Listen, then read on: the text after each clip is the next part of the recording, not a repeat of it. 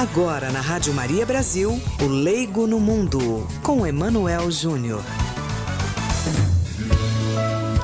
Olá, muito boa tarde para você, querido ouvinte da Rádio Maria Brasil. Seja muito bem-vindo ao programa O Leigo no Mundo.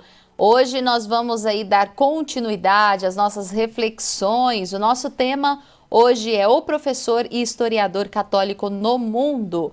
Lembrando você que nós estamos no mês de agosto, mês vocacional, e eu já quero aproveitar aqui o início deste programa para te fazer um convite.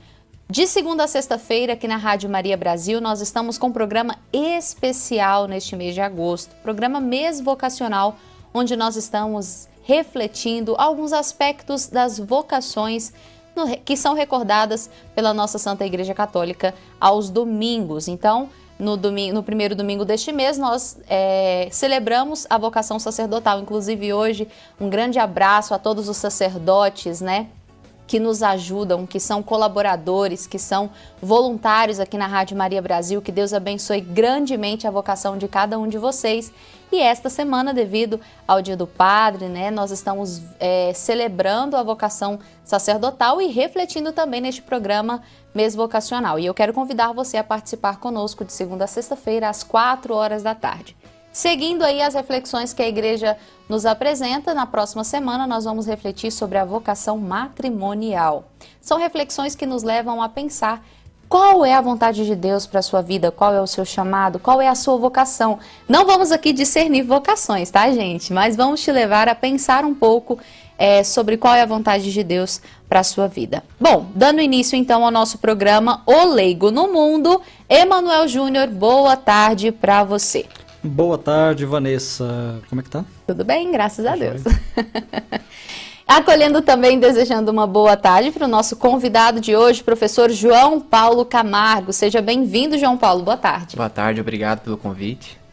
É isso aí. Vamos então iniciar o nosso programa, claro, com oração, clamando a intercessão de Nossa Senhora sobre a nossa vida, sobre o nosso coração, nos colocando diante de tudo aquilo que será dito no programa de hoje. Que nosso Senhor Jesus Cristo nos conduza. Ave Maria, cheia de graça, o Senhor é convosco. Bendita sois vós entre as mulheres, bendito é o fruto do vosso ventre, Jesus. Santa Maria, Mãe de Deus, rogai por nós, pecadores, agora e na hora de nossa morte. Amém. Glória ao Pai, ao Filho e ao Espírito Santo, como era no princípio, agora e sempre. Amém. Em nome do Pai, do Filho e do Espírito Santo. Amém. Emanuel Júnior, agora é com você. Certo. Bom, então, a gente sempre fala aqui bastante no programa sobre essa posição, do leigo, o leigo no mundo.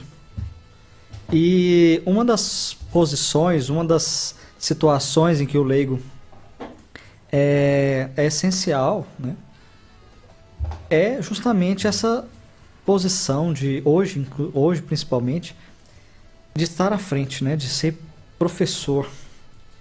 Eu vejo que é o seguinte, depois eu quero até saber a sua opinião sobre isso, João Paulo. A gente tem hoje uma certa distância, muitas vezes. Você que também é formado em História, Estava me explicando agora há pouco que não chega a ser historiador, mas é formado em História, depois você me explica isso. Tá. Mas, como formado em História também, como que a gente sai de uma educação que tinha um certo caminho, lá antigamente, uma certa busca de virtude, uma certa busca das coisas do alto, para o que a gente tem hoje e o que a gente tem hoje. Como é que tá essa situação toda? Como é que é isso? Primeiro me explica esse negócio de historiador e formado em História. Sim, você perguntou pra mim, o que eu era formado, eu falei História, e lá no convite tá historiador. Só que assim, historiador é alguém que produziu, obras de história e tudo mais. Sim. Eu ainda não o fiz, mas pretende? Talvez um dia, assim, Hoje tô mais focado com a pedagogia, com o professorado, mas pretendo sim escrever algumas coisas de história mais pra frente, Por isso eu sou formado em História, lógico, estudo História, pretendo escrever História, mas como eu disse, mais pra frente, Uhum. Essa questão que você disse, antigamente a educação era voltada para a verdade. exclusivamente para a verdade, né? Você disse transcendental, né? Que é Deus veritas est, né? Deus é a verdade. Então, ele também era um objeto da educação, né? Que nós conhecemos como, sei lá, educação clássica, né? Como nós dizemos. Só que, por várias consequências históricas mesmo, né? Isso foi se afastando, né? Desde do humanismo, né? Com Guilherme de Ockham, que não vou explicar, que não é o importante, né? Passando por Lutero. Lutero teve um papel muito importante nessa decaída da educação, até chegar nos dias de hoje, né? Com essa ideologia que é tão grande, né? Assim, contar uma história, pequena história, quando eu me decidi fazer história, né? Que encaixa um pouco naquilo que você disse. Eu pensei, vou fazer história, né? Assim, vi que eu tinha habilidades para ser professor, gostava de história, vou fazer história. Só que eu já era católico, né? E sabia a condição da faculdade, da federal, né? E fiquei um pouco receoso, né? Então eu fui falar com o sacerdote do Opus Dei, se eu não me engano, José Antônio. Não sei se tem alguém do Opus Dei aí, pode corrigir, mas eu acho que é Padre José Antônio, né? Ele até vem uma vez por mês aqui em Goiânia para dar um retiro, uma formação para as mulheres. E eu falei para ele, olha, eu tô muito preocupado, porque eu tô com medo de perder minha fé. Então, olha, calma, fica tranquilo, só participa lá, escreve o que o professor quer escutar, né? Não entra em discussão. E, de fato, foi isso que eu fiz, né? Entrei assim, pude fazer apostolado por amizade, assim, nunca... Na verdade, entrei em discussão, mas lá pro final, que eu acabei ficando um pouco sem paciência. Mas, de fato, assim, a Faculdade de História hoje, como toda educação, ela é muito ideologizada, né? Assim, ela foi roubada, né? Assim, defender a verdade hoje numa Faculdade de História é uma heresia, né? Não é certo, né? E por isso que é tão importante um colégio como o colégio que eu trabalho, o Colégio Família de Nazaré, que é da Arquidiocese, né? Que propõe um ensino de verdade, um ensino da verdade, né? Essa é a nossa busca, né?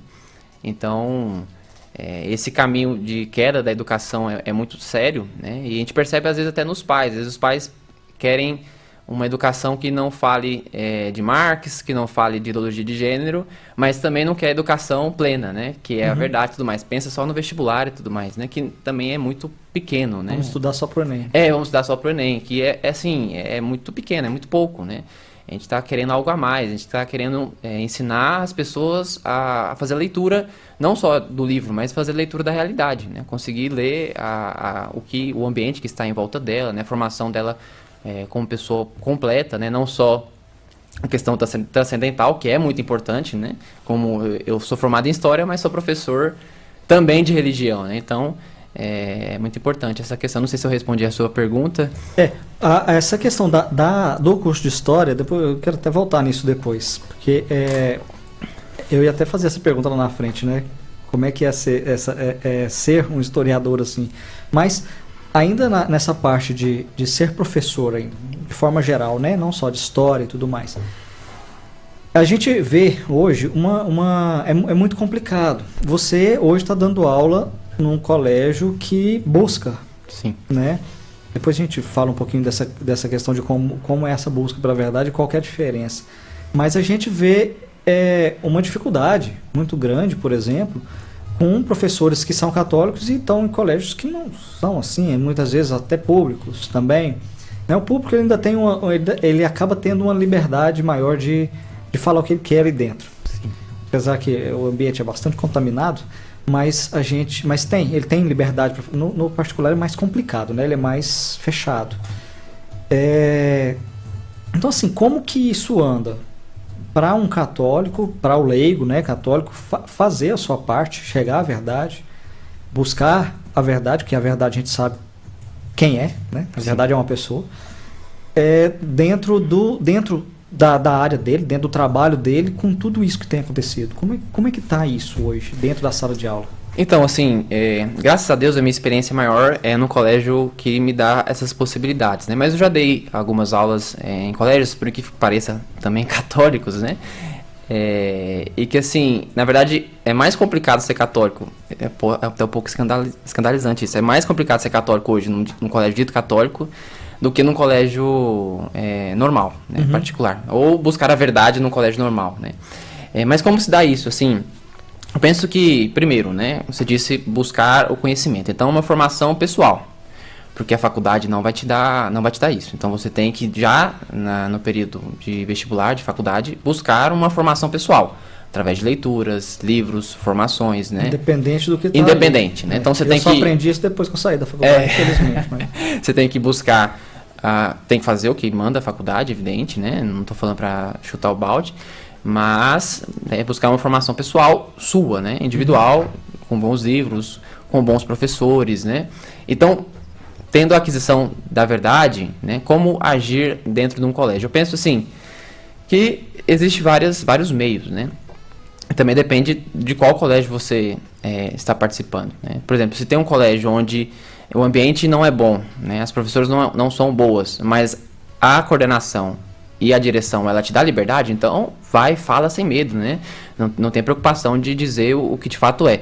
Agora, se você está num colégio onde a coordenação é enviesada para um lado, então é melhor, de fato, pisar em ovos. Isso não é respeito humano. Pelo contrário, é você querer fazer um apostolado, só que de maneira, podemos dizer, velada, né?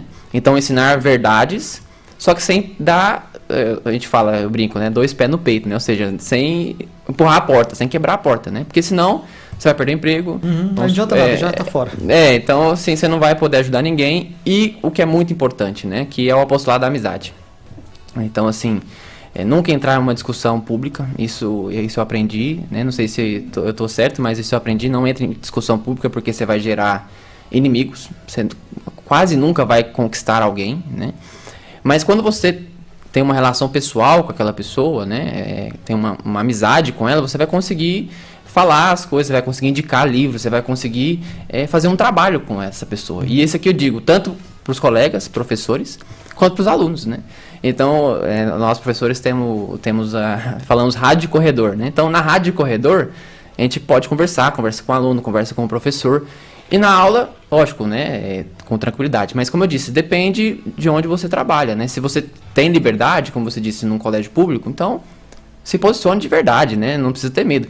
Mas se você está num local que você sabe que se você passar daquele ponto você vai ser demitido, então será que é certo eu passar desse ponto? Eu não vou defender a mentira, nunca, de fato.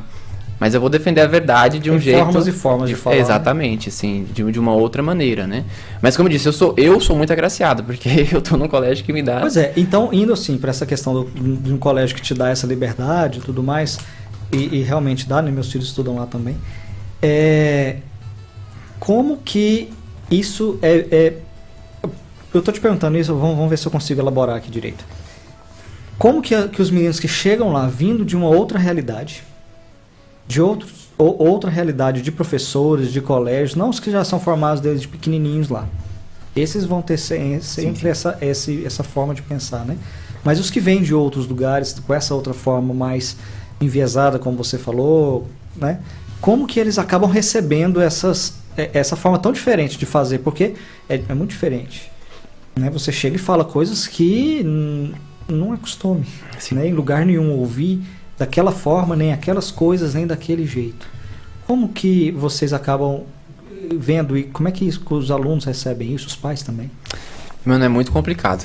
Essa fez uma pergunta interessante, porque o colégio deveria ter começado dos pequenos para os maiores, né? Só que a gente fez o caminho inverso por conta do seminário menor, né? Que não convém entrar aqui nessa questão. Então a gente começou do ensino médio para depois criar, né, o Fundamental 1 e o Fundamental 2.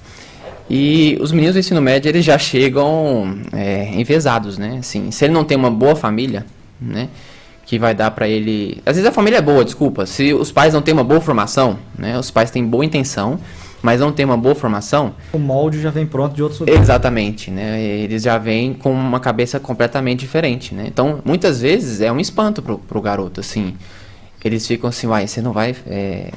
falar lista pro Enem, eu tô na primeira série, calma, eu quero te ensinar a verdade primeiro, depois a gente vai preocupar com o Enem, sim, porque é uma parte da sua vida, mas vamos aprender ainda, né? Então tem esse ponto, né?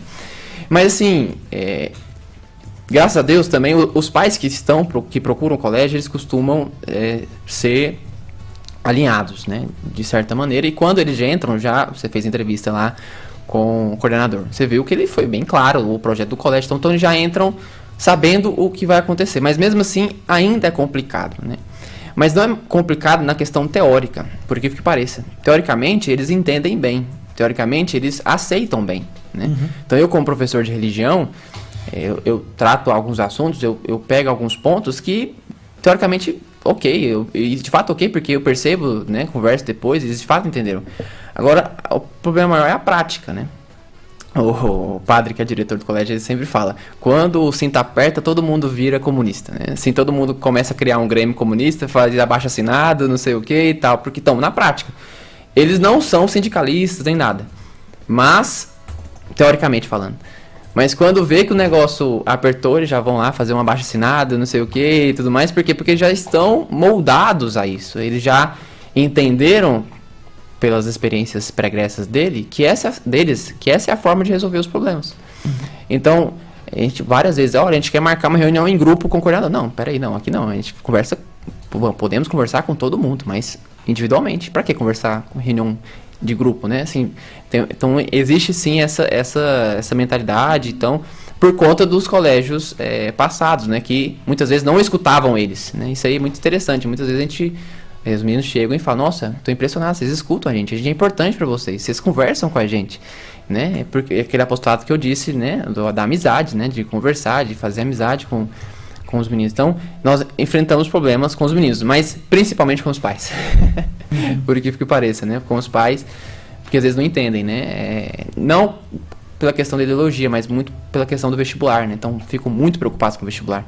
E esquecem que eles estudando a verdade, de fato, o vestibular para eles vai ser apenas um detalhe na vida deles, né?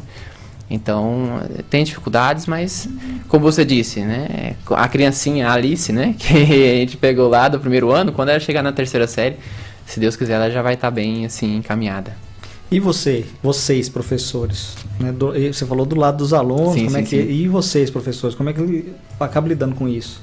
Porque também, claro, que chega professores lá que ainda não estão ainda com esse preparo. Porque a gente foi formado com essa mentalidade, também foi moldado nessa mentalidade, né? Tem que ter toda uma espécie de conversão também. Sim. Para poder pensar desse jeito, virar a chave, né? Sim. Como que os professores, vocês também lidam com isso? Porque não dá para entrar de uma vez, né? Não dá para chegar de uma vez também. E olha, você tocou num ponto muito interessante, porque a maior dificuldade do colégio quando foi montar foi arrumar professores, né? Porque formado em história tem um monte. Agora, um formado em história que não levanta a bandeira do Che Guevara são poucos, né? Não só isso, formado em matemática é um monte, mas um que liga a matemática com a filosofia, que está conectada, né? Que isso é interessante que o nosso professor mostra isso para nós, não são todos, né? Então, primeiro, exige esse garimpar leigos que tem essa formação, que já é difícil, né? E aí, você tocou no outro ponto, né? E o professor que já tem essa formação, como ele faz para chegar lá e dar a aula dele? Primeiro, eu tenho que ter humildade de saber que eu não estou na Grécia Antiga, não estou na Idade Média. Não estou na Ágora, né? Né? Por exemplo, o modelo ideal de educação seria eu pegar um livro da Ilíada e começar a ler com os meninos. Só isso. Ler e comentar. Esse era o modelo clássico, né? Que, sei lá, Santo Agostinho, dizem que ele decorou a Eneida, assim, ele tinha de cor a Eneida, né? Por quê? Porque ele foi formado assim, né? Lendo, escutando, né? Mas eu não posso fazer isso, né? Por quê? Porque os moldes atuais não permitem, né? Então a gente tem que ter essa humildade e saber, não, eu não estou na Grécia Antiga, eu estou hoje no século XXI, 2021, Goiânia, Brasil, né? Que já tem uma dificuldade cultural grande. Então eu tenho que, de certa maneira, como Deus faz conosco, né? Lá embaixo, pegar a gente para subir, né? Deus que se fez carne, ou seja, é Deus que se fez carne para me salvar. Então nós professores, não estou me comparando com Deus, claro, mas a gente tem que fazer também esse método de Jesus, né? E lá embaixo, né? Às vezes usar uma gíria que teoricamente seria não muito acadêmica, não muito cultural, mas por quê? Porque com isso ele vai prestar atenção no que eu estou falando. Ele vai ouvir o que eu estou dizendo, né? Então a gente tem que, de fato, se adaptar, né, a essa realidade, né? Porque é difícil, né? Mas eu acho que está dando certo, não sei. A gente tem eu só fui perceber isso depois, mas a gente tem uma mentalidade, especialmente quando está nessa idade aí, né, de ensino médio, de gostar muito do professor que está fazendo, né, como é que eu vou dizer, o que ele faz ali na frente. Porque tem professor que falta... Stand-up, acho né? que tá... É uma coisa... Stand-up ficou legal. Ficou bom. Eu ia falar picadeiro, mas ficou melhor stand-up. Então, assim, fugir disso e mostrar que mesmo assim existe essa importância na educação é complicado hoje, né? Até porque as pessoas buscam, parece que em tudo que elas buscam prazer. Sim. Né? Você precisa ter prazer em fazer as coisas, precisa ter prazer e tem coisas que são obrigações.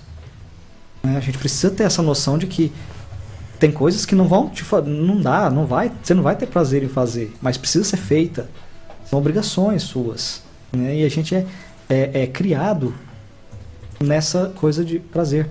E a escola seguiu muito nisso. Sim. Né? Seguiu bastante nisso. E aí eu acho que também ficou muito para trás essa questão do que tinha lá atrás de buscar a verdade, né?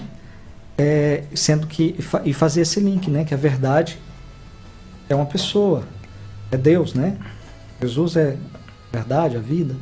Então, se ele é a verdade, se ele é a verdade, nós vamos buscar a verdade. Como separar a busca dele da busca da verdade, né? E acho que foi essa separação que você estava falando lá, que a coisa começou, se agravou pelo menos bastante com Lutero, justamente porque parece que separou um pouco, foi isso?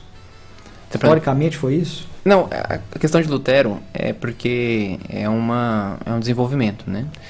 Assim, Lutero, hoje é dia do padre, né? Ele tirou a autoridade do sacerdote. Uhum. E todo mundo precisa de um padre. Né? O padre precisa de um padre, o papa precisa de um padre, né? Então Lutero excluiu o sacerdote. Então, no primeiro momento da história, a autoridade sacerdotal ela foi jogada no lixo, né? Se colocou dúvida em torno dela, né?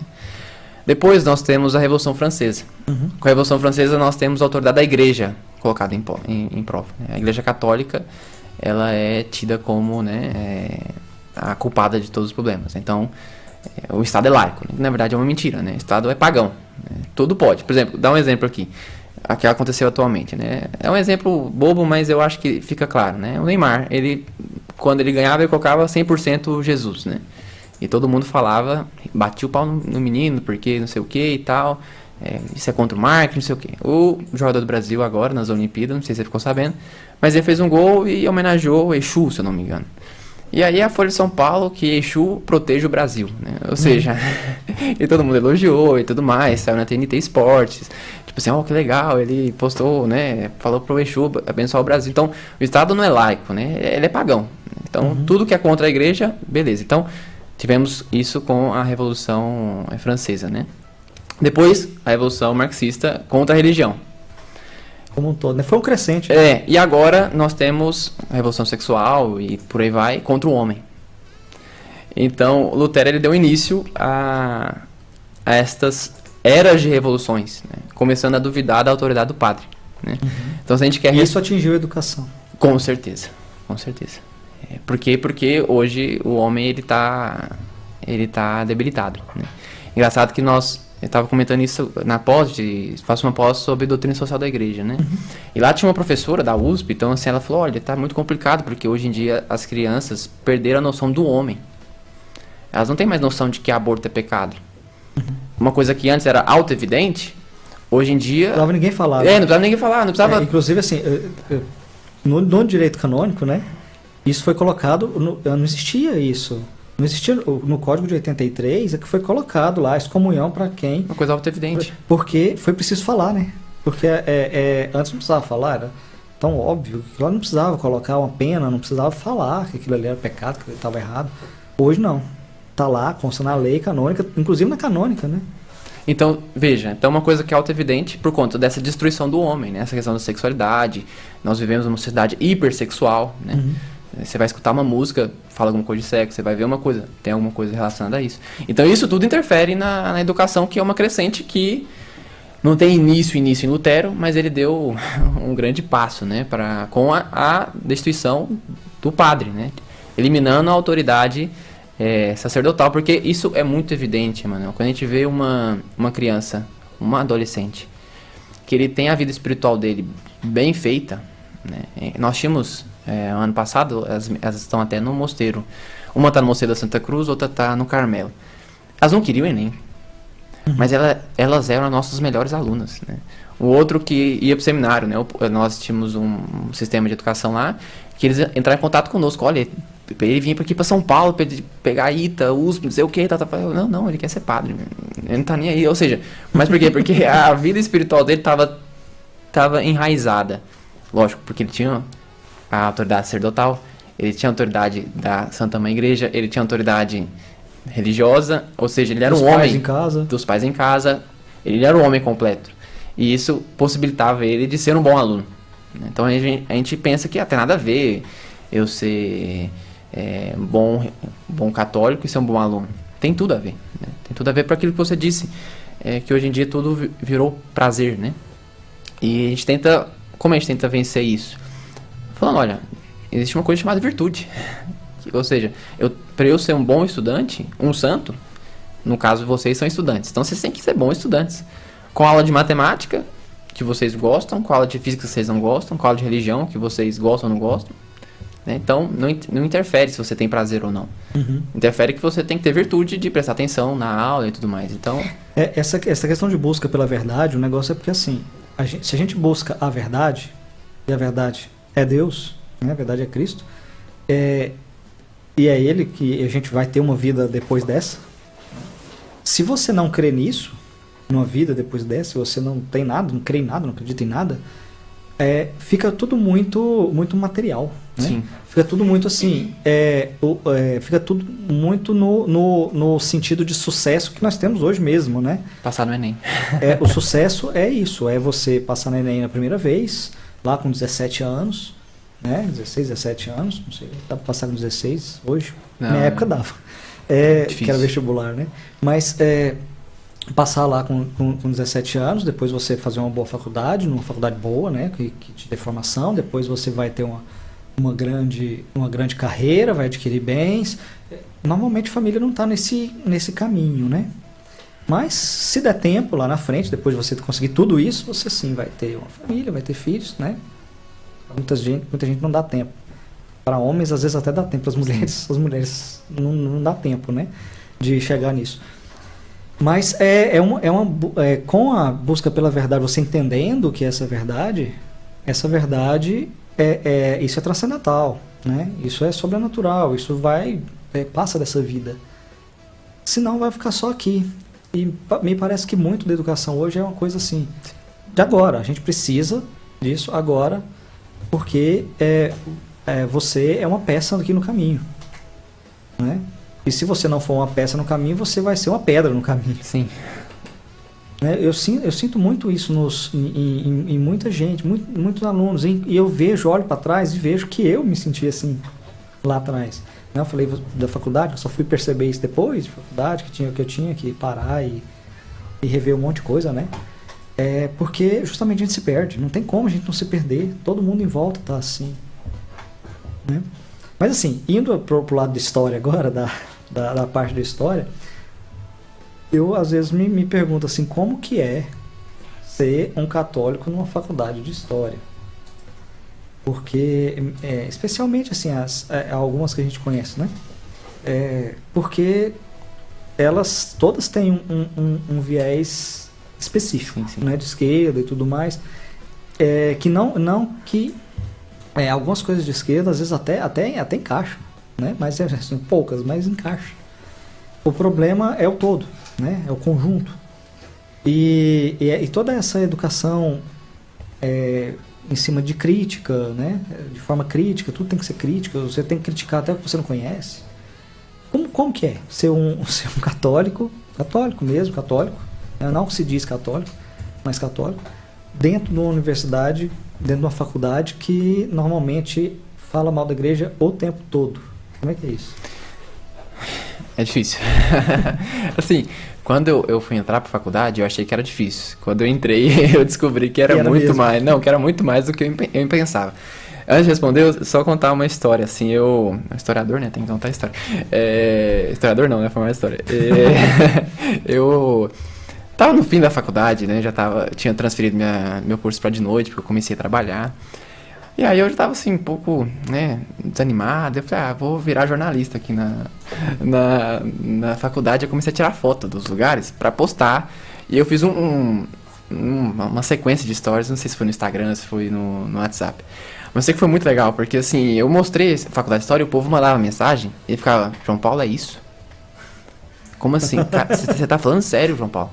Eu recebi várias mensagens, até os padres vinham, cara, você tá falando sério? Essa é a faculdade de história da UFG? Eu falei, é essa aqui. Eu escutava falar, eu via vídeos, né? Mas eu achava que era mentira. Eu achava que, sei lá, era uma coisa assim, manipulada, sei lá, a galera fascista, né? Que eles falam que manipulava lá pra... Mas é isso aqui a faculdade de história? Cara, é isso aqui a faculdade de história. Stalin vive, as várias... Eu tenho essa sequência, um dia eu vou postar de novo no Instagram, porque vale a pena. E assim, como é ser católico na faculdade de história? Você tem que ter muita firmeza. Porque se você não tiver firmeza, você cai rapidamente. Você tem que esquecer o respeito humano. Ou seja, se enturmar para ter amigos, né? Esquecer que você tem uma fé. Então, como disse, o padre José Antônio disse para mim, olha, não entre em conflito com os professores. E, de fato, assim eu fiz. Eu não entrei em conflito com os professores. Mas é impossível você não entrar em conflito com os alunos, porque tem rodas de conversa. Então, vou dar um exemplo, assim, bem bobo, para vocês verem o que um católico de verdade, você falou, católico de verdade sofre. Já namorava, eu sou noivo, né? Vou casar, mas já namorava. E lá... tava lá, o povo perguntou assim, você tem relação com sua mulher? Eu falei, não tem. A galera começou a rir da minha cara. Pra mim, isso é ótimo, né? Que bom, né? Igual o Pedro, que quando sai apanhou hoje, legal. Aí eles chamaram, fulano, vem aqui. E esse fulano, eu fiz crisma com ele. Eu falei, agora o cara vai me defender, né? Ele vai, tipo assim, não, cara, tá certo. Ele, fulano, vem aqui, o João Paulo falou que não sei o que, tal. Aí o cara, você é sério? Começou a rir da minha cara. Cara, mas você fez crisma comigo, você também é católico. Como assim? Veja, então você tem que entender, você tá sozinho no meio de muitos lobos, assim, no sentido, né? Mas, assim, Deus sempre dá as graças necessárias quando se pede, né? Assim, Santo Afonso fala, quem reza se salva, quem não reza se perde, né? E o católico que faz faculdade de história tem que rezar. Ele tem que ter a vida sacramental... Todo católico, na verdade, né? Tem que ter a vida sacramental bonitinha. Tem que se confessar com frequência. E, assim, e Deus manda também. Eu tive amigos protestantes. Né? Mas é protestante, mas... Você acabou de falar mal de Lutero aqui. Como assim? Mas eles eram um certo refúgio, né? Assim, que não era aquilo... Porque quando a gente fala que é maluco, o povo acha que é besteira, mas eu não posso falar aqui porque... Tem coisa que eu não posso de fato falar aqui, porque é pornográfico. Algumas vezes é pornográfico, outras vezes é umas coisas com droga e tudo mais, né? Então, dá um exemplo também. Uma vez a menina falou, você compra maconha com Juninho? Eu, não, cara. Não, é porque se for pra comprar, compra com ele, que ele não anda armado. Aí eu, obrigado. Tá bom, né? Outra vez eu tava A informação foi boa. Eu podia escrever um livro sobre... Outra vez eu tava indo pra biblioteca...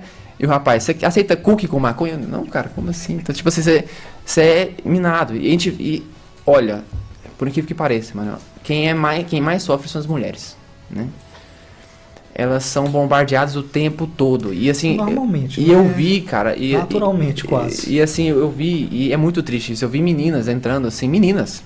Mulheres, gente... Saindo... A gente vê aqueles memes, né? Entrou na Federal, saiu da Federal. A gente acha que é mentira, mas não é mentira, cara. Vi meninas entrando, assim, normais. E saindo... malucas. Então, assim... Como ser católico na faculdade de História? Rezando. Né? Mantendo a formação. Porque se você não mantém a formação, você vai cair. É ruim falar isso, mas, infelizmente, duvidar dos seus professores... Isso é chato, né? Eu sou professor, falar isso das professores. Se ele falou alguma coisa, não leva isso a sério, procure. Às vezes pode ser até verdade. Às vezes é verdade, mas ele exagerou 10 vezes. E, na maioria das vezes, é mentira. Aí eu já escutei professor da faculdade falando que a igreja achava que os escravos não tinham alma. Eu pensei, mas não tinha. Isso eu já ouvi ensino médio falando. Não, mas ensino médio ok, tudo bem, assim, ensino médio, mas a formação acadêmica, você fica assim, mas então por que eles eram batizados, né? Se eles não tinham alma, né? Isso é uma coisa simples, né? Mas assim, é complicado, mas assim, graças a Deus eu tenho uma família muito boa, né? Então eu podia chegar em casa, conversar com minha mãe, conversar com minhas irmãs também. Tinha um grupo de jovens muito bom, assim, tinha um grupo de amigos muito bom. Então, assim, eu não cheguei na faculdade carente, né? Isso acontece muito, né?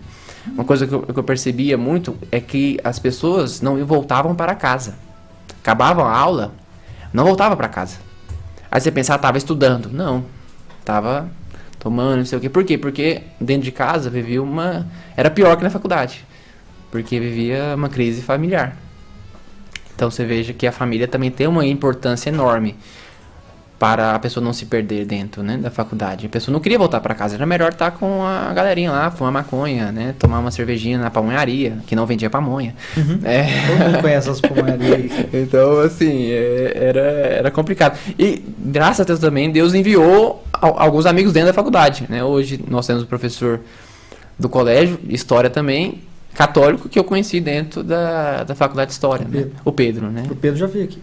Pedro, então, ele, encontrei com ele no final do curso, mas encontrei com ele, então, assim, é um desafio, mas te falar que foi bom, assim, porque me formou de certa maneira, né, assim, me fez, não ser só um católico de igreja, né, é um católico de domingo de manhã. Assim, o que o Papa Bento XVI fala, né, o martírio dos tempos atuais, né, que é da humilhação. Uhum. Então, graças a Deus, eu sofri muita humilhação, né, isso foi bom, né. No momento você não percebe que foi bom, mas depois você veja, olha, que bom, né? E por incrível que pareça, mano, as pessoas te respeitam. Elas te zoam, mas te respeitam, né? Elas olham assim, João Paulo é católico, ele não faz isso. Então tem não vamos ter esse tipo de conversa perto dele. Exatamente. Não, gente, vamos parar, o João Paulo tá aqui. Uhum. Né?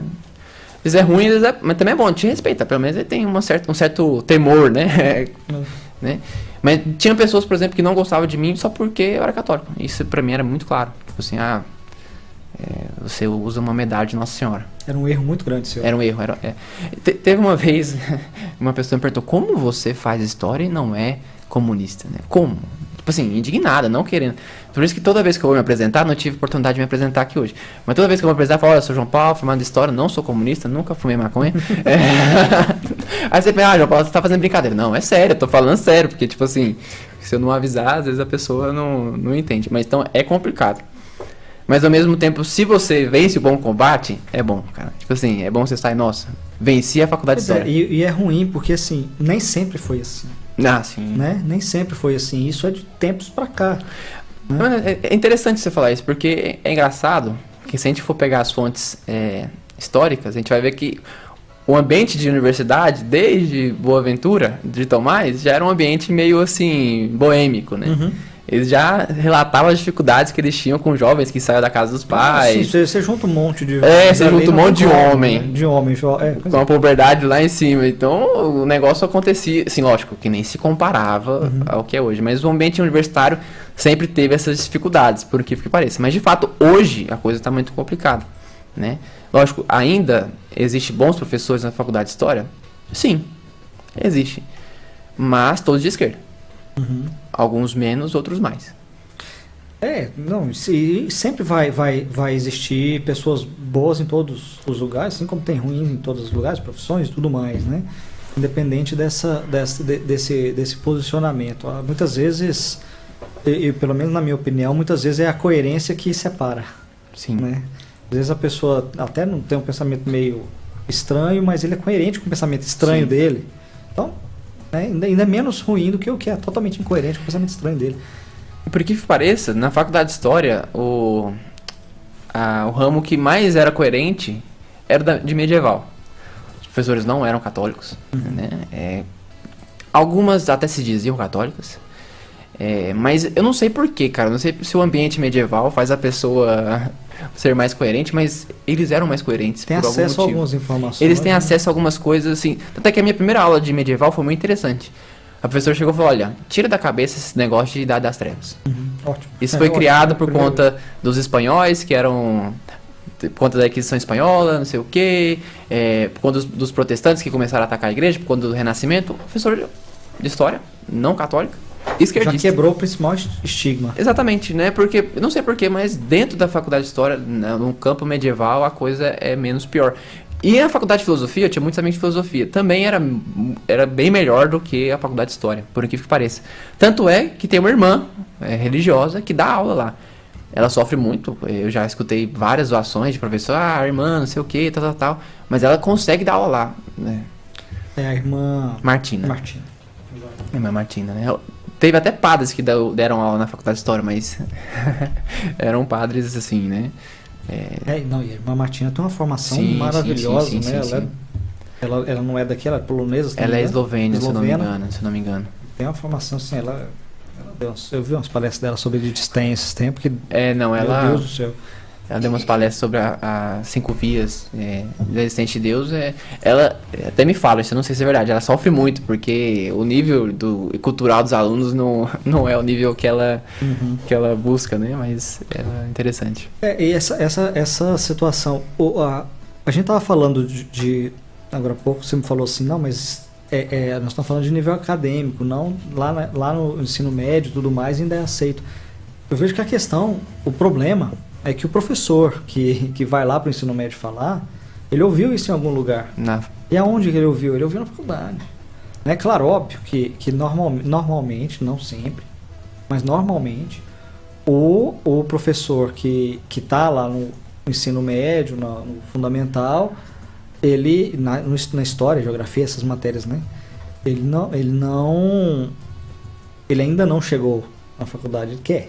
Sim. Né? Ele ainda não chegou. Grande então ele ainda né? não chegou por algum motivo, né? Então assim, é questão de formação e tudo mais. Mas ele ouve lá isso, né? E ele leva depois, quando ele chega lá, ele leva isso, né? Então isso sai de algum lugar, né? Então assim, infelizmente, aí vai passando, né? As gerações. Por isso que eu perguntei como que é ser um católico dentro da universidade, numa faculdade de história. Porque eu vejo que é uma das que estão mais complicadas hoje, nesse sentido, né? De não buscar. Tinha que ser a faculdade uma das que mais busca a verdade, junto com filosofia e tudo, mas acaba sendo muito em cima de narrativa, né? A coisa funciona na base de ideologias, né? E a gente sabe que a ideologia é uma busca torta por uma felicidade que não vai acontecer. Interessante isso, assim, né? Porque, infelizmente, na faculdade de História, a gente não estuda fontes de história. Isso é uma coisa muito ruim, a gente estuda só historiografia. Eu não sei se vocês sabem o que é historiografia, mas é que o historiador escreve. Não estou criticando isso, é uma coisa boa, até que eu falei que eu queria escrever história. Só que eu, como professor, como acadêmico de história, eu deveria ter acesso às fontes. Por quê? Porque é o que aconteceu. Né? Falando em outras palavras, você estuda o que terceiros falaram. Você estuda a fofoca. Você não estuda a origem. Eu não interpreto a fonte em si, eu já pego uma interpretação de um outro historiador. Né? Eu não estou tirando os métodos disso porque... Lógico, eu como historiador eu estudo a fonte e tal, não tenho dúvida nisso aqui. Vamos buscar então o que o historiador fulano de tal disse sobre isso, que ele pode elucidar uma questão minha. Só que infelizmente a faculdade de história deveria ser historiografia, né? Porque poucas matérias usam fontes, né? A antiga usa fonte, medieval usa fonte, mas também muito pouco, né? Isso que você estava falando, né? Que o professor do ensino médio escutou isso em algum lugar. Eu me lembrei de um caso na faculdade que foi talvez o dia mais triste da faculdade pra mim, assim. Eu tava, não sei se você lembra, não sei se vocês lembram, mas a faculdade foi invadida, né? Assim, eles ocuparam, né, a faculdade. Eu não lembro por qual motivo. Acho que o Temer tinha renovado o currículo do ensino médio, eu não lembro. Mas eles ocuparam lá na faculdade, né? E eu lembro no colégio falando, quando a gente for lá dar aula, a gente vai ensinar as pessoas isso, não sei o que. Eu falei, cara, eu me toquei. Esse povo vai ensinar meus filhos. Meus filhos não, mas esse povo vai ensinar o filho da fulana de tal, da Dona Maria, que não tem nada a ver com ideologia, que é devota, que escuta a Rádio Maria, que participa da missa do Padre André lá na Nossa Senhora do Rosário, né? E aí? Como é que vai ser? Como é que vai ser, né? Só uma coisa que não é nem... Não sei se tem participação aí, Vanessa. Porque no meu aqui no meu Instagram tem só passar essa aí depois. O Padre Alcimar. Padre Alcimar. Ele colocou assim: professor João Paulo, o senhor ia falando de sacerdotes que estão trabalhando ou trabalham como professores de faculdades de história e acabou não completando a sua fala. Seria possível retomar? Então, eu conheço apenas um, não lembro o nome dele, né? E ele era de medieval, né? Então, assim, se eu não me engano, ele era de medieval. Então, é o único campo da faculdade de história que tem algum espaço para um padre, né? Só que ele também era, assim, como podemos dizer, não era um padre ortodoxo, né? Assim, ele, pelo que eu ouvi falar também no... Na filosofia aqui tem também? Não que eu conheço a irmã Martina, que é muito boa, né? Que é muito boa, né? Mas, se eu não me engano, tem um padre redentorista fazendo mestrado, né? Na Faculdade de História, né? Em medieval também. Ou seja, é o único campo que tem espaço. Mas, assim, o professor mais comunista que eu tive, isso é até muito triste, né? O mais comunista que eu tive, imagina uma pessoa comunista. Vezes, multiplica por 100. Você não conhece uma pessoa mais comunista que... o Lula, não. Vocês estão enganados. Fidel Castro, talvez. Ele falou que quem introduziu ele no pensamento comunista foi um padre. Que ensinou para ele que Jesus não ressuscitou. E aí começou o processo dele desacreditar de Deus. Então, esse tipo de padre com certeza teria espaço na faculdade contemporânea, né?